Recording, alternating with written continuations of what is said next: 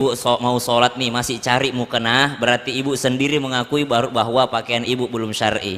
Tapi kalau ibu sudah pede pakai itu pakaian yang dipakai sehari-hari untuk sholat, berarti ibu sudah mengakui bahwa ini sudah syar'i baju saya, karena saya pede pakai sholat. Tapi kalau masih tidak pede pakai untuk sholat, berarti ibu sendiri dalam hatinya mengatakan pakaian saya belum bisa ini disebut syar'i. Ya, jadi syar'i itu belum tentu yang panjang-panjang, belum tentu. Syar'inya perempuan itu apa? Tidak menerawang dan tidak membentuk lekukan tubuh. Ya, jadi bedakan menutup aurat dengan membungkus aurat. Kalau membungkus aurat itu masih kelihatan lekukannya, ketahuan bentuknya bagaimana. Nah, walaupun palsu kadang-kadang.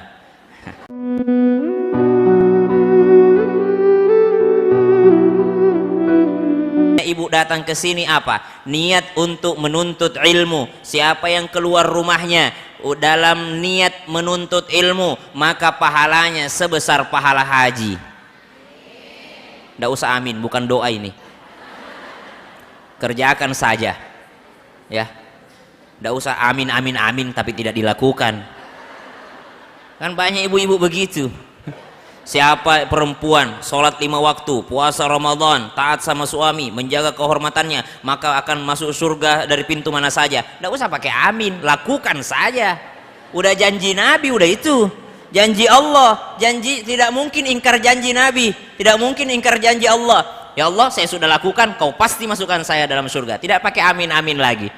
Kecuali kalau bilang semoga masuk surga, baru amin, baru amin. Tidak pakai semoga ini. Siapa yang keluar rumah dengan niat menuntut ilmu, maka dia dapat pahala haji. Nah, langsung niatnya diperbaiki. Siapa yang keluar rumah lalu dia berniat sholat sunnah, jadi datang ke sini niat sholat sunnah duha, maka pahalanya umroh sempurna. Siapa keluar rumah niat sholat fardu, sholat berjamaah, maka pahalanya pahala haji. Nah itu, jadi tidak pakai amin, langsung tidak ada aminnya. Lakukan saja, kerjakan saja. Baiklah, kita masuk temanya amalan-amalan penghapus dosa. Amalan-amalan penghapus dosa. Siapa yang tidak punya dosa? Hah? Ada yang tidak punya dosa? Pasti kita manusia, kullu bani Adam khata. Setiap anak cucu Adam pasti pernah melakukan kesalahan. Ba'da naqul a'udzubillahi minasyaitonir rajim. Wasari'u ila maghfiratin mir rabbikum wa jannatin 'arduha as-samawati wal ardu u'iddat lil muttaqin alladhina yunfiquna fis sarra'i wad-dharra'i wal kadhimina al-ghayz والكاظمين الغيظ والعافين عن الناس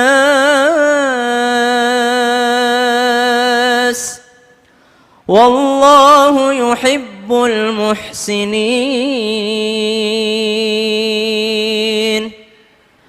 والذين إذا فعلوا فاحشة أو ظلموا أنفسهم ذكروا الله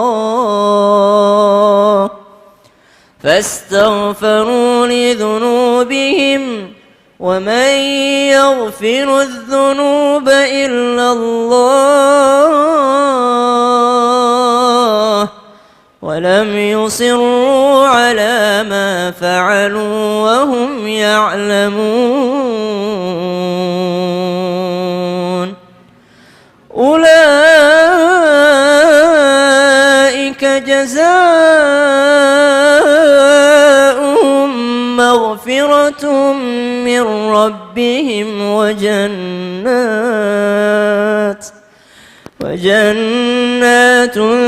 تجري من تحتها الأنهار خالدين فيها. Subhanallah. Cek 1 2 3 jamaah. Siapa yang bikin ibu nangis? Orang yang lembut hatinya, bersih hatinya, itu meneteskan air mata ketika dibacakan Al-Quran. Kenapa? Karena Allah katakan, "Lau anzalna hadzal Qur'ana ala jabal la ra'aitahu khashi'an mutasaddian min khasyatillah." Andai Al-Quran itu turun di atas gunung, maka gunung itu akan terpecah. Pernah lihat air terjun? Itu kenapa bisa ada air terjun? Karena pecahan gunung. Kalau gunung itu terpecah, keluar air terjun. Tapi kalau hati yang terpecah, keluar air mata. Maka Al-Quran akan meneteskan, membuat orang yang hatinya terpecah, terbuka, langsung meneteskan air matanya. Bukti bahwa dia mendengarkan Al-Quran dengan baik. Ustadz, saya tidak bisa menangis, pura-pura menangis saja. Nabi bilang begitu, fabakau. Fabakau itu ya, makanya Ustadz Maulana itu sering kalau berdoa itu, ya Allah, ya, walaupun cuma acting ya, karena memang disuruh seperti itu ya, merintih-rintih kepada Allah, merintih-rintih, apalagi mendengarkan Al-Quran. Khasyi'ah, khusyuk hatinya. Tahu artinya khusyuk? Apa artinya khusyuk? Bu, khusyuk apa? Fokus. Bu, khusyuk apa? Relax. Khusyuk itu paling bagus kalau mau bahasa sekarang, relax, santai, itu artinya khusyuk, relax. Pernah sholat khusyuk? Udah pernah belum sholatnya relax? Bagaimana ibu mau sholat relax kalau sebelum sholat masih nonton sinetron? Pas sholat maghrib, bentar iklan, tunggu iklan. Wah, iklan baru pergi sholat, baru dia tanya anaknya, jangan kau ganti channelnya, mama sholat dulu. Kasih tahu mama kalau udah main. Pas ruku, Allahu Akbar, berteriak anaknya, "Ma, sudah main."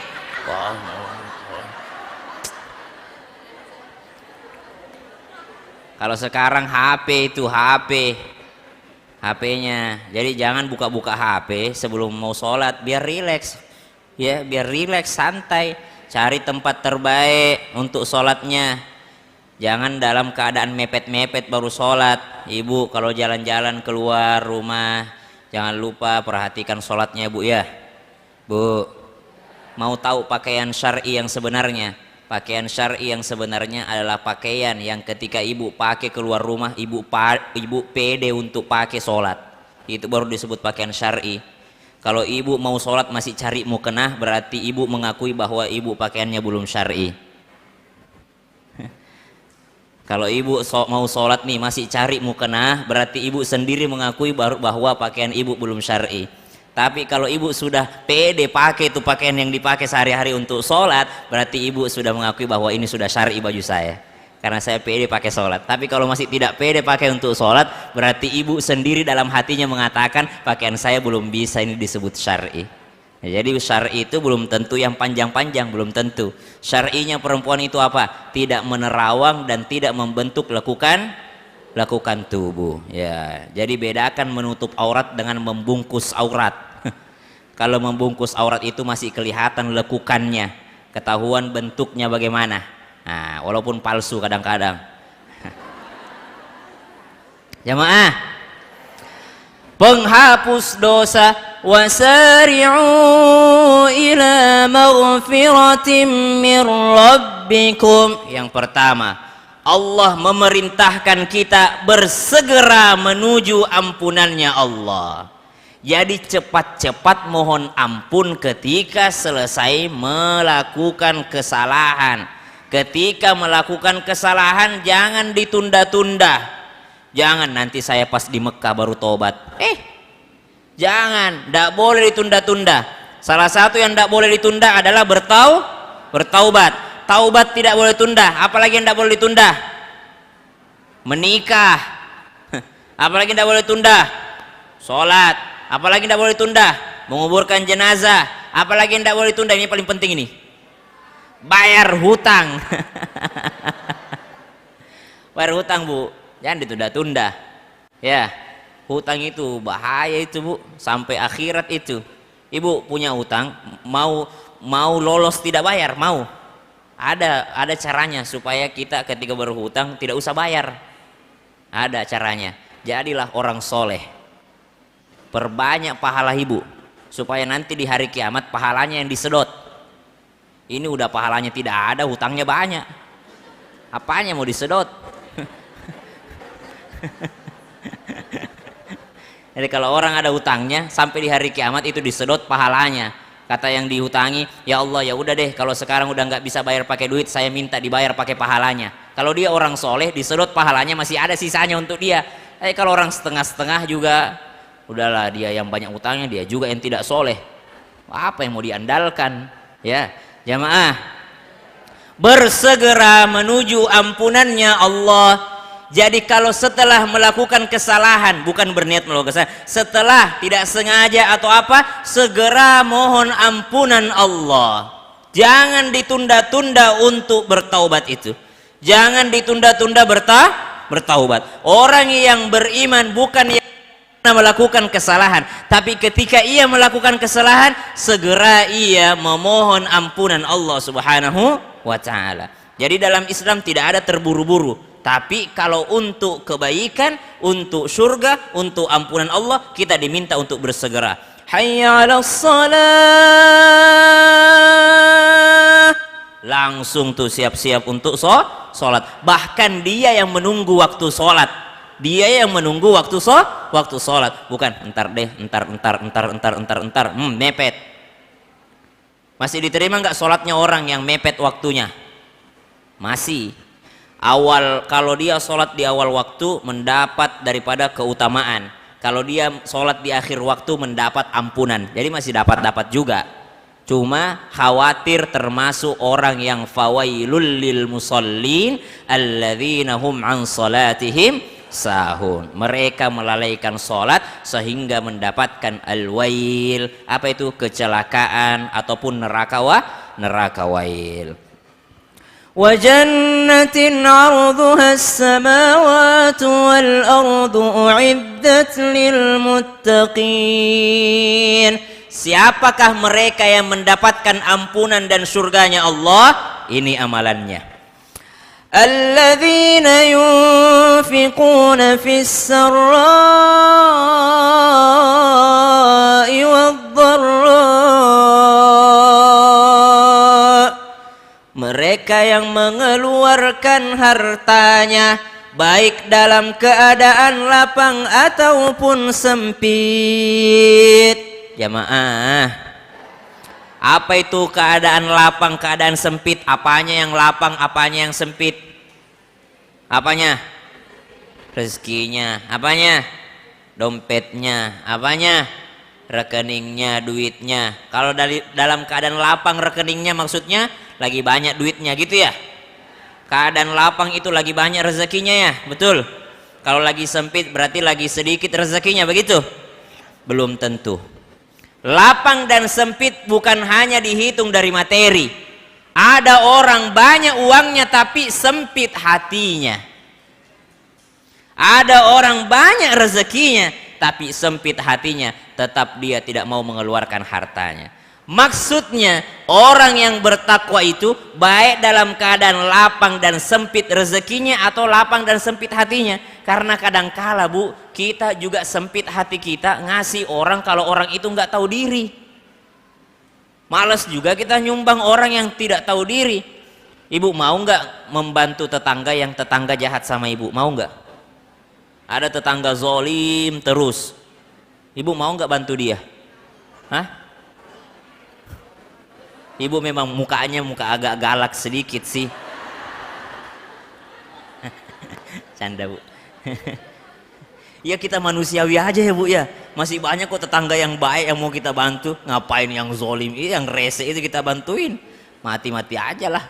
Ya, itu manusiawinya. Tapi orang yang berharap ampunan Allah, baik lapang ataupun sempit hatinya, tetap dia mengeluarkan hartanya. Ibu, tahu nggak sumbangan atau bantuan paling baik itu kepada siapa? Sedekah terbaik itu adalah kepada saudara, kepada keluarga terdekat. Paling baik itu uang ini, uangku ini, uang saya. Kalau saya ambil contoh diri saya, uangku paling banyak pahalanya kalau saya sedekahkan kepada siapa? Istri. Jadi kalau saya harus sedekah kepada istri, berarti uang istri uang suami uang. Ih, apa yang saya sedekahkan kalau uangku udah jadi uangnya? Uang suami uang istri uang suami uang. Mana dalilnya? Siapa yang paling berhak kita nafkahi? Diri sendiri dulu. Diri sendiri. Baru setelah itu siapa? Anak, istri, siapa lagi? Orang tua. Orang tua itu, Bu, dapat nafkah dari anak kalau anaknya berlebih dan orang tuanya tidak mampu. Jadi ibu jangan pernah protes kalau suaminya ngasih kepada ibunya. Siapa di sini menantu yang pelit sama ibu mertuanya, saya doakan mudah-mudahan dapat menantu yang pelit kepada dia.